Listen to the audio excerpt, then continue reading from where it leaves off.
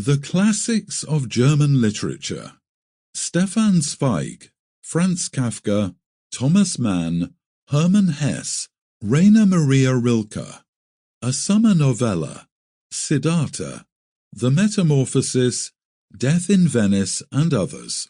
By Franz Kafka, Stefan Zweig, Thomas Mann, Hermann Hesse, Rainer Maria Rilke. Narrated by Peter Coates, Mark Bowen, Shawna Wolf. Death in Venice by Thomas Mann. Translated from the German by Kenneth Burke. Narrated by Peter Coates.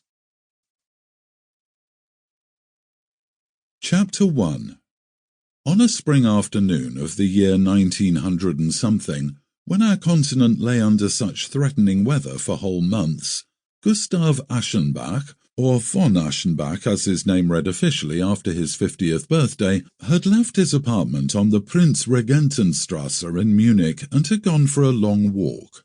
Overwrought by the trying and precarious work of the forenoon, which had demanded a maximum wariness, prudence, penetration and rigour of the will, the writer had not been able even after the noon meal to break the impetus of the productive mechanism within him, that motus animi continuus, which constitutes, according to Cicero, the foundation of eloquence, and he had not attained the healing sleep which, what with the increasing exhaustion of his strength, he needed in the middle of each day. So he had gone outdoors soon after tea, in the hopes that air and movement would restore him and prepare him for a profitable evening. It was the beginning of May, and after cold, damp weeks a false midsummer had set in. The English gardens, although the foliage was still fresh and sparse, were as pungent as in August, and in the parts nearer the city had been full of conveyances and promenaders.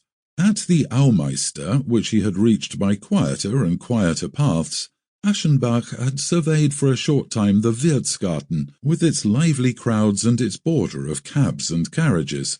From here, as the sun was sinking, he had started home, outside the park, across the fields, and since he felt tired and a storm was threatening from the direction of Föhring, he waited at the North Cemetery for the tram which would take him directly back to the city. It happened that he found no one in the station or its vicinity. There was not a vehicle to be seen, either on the paved Ungerstrasse, with its solitary glistening rails stretching out towards Schwabing, or on the Föhringer Chaussee, behind the fences of the stonemasons' establishments, where the crosses... Sample complete. Ready to continue?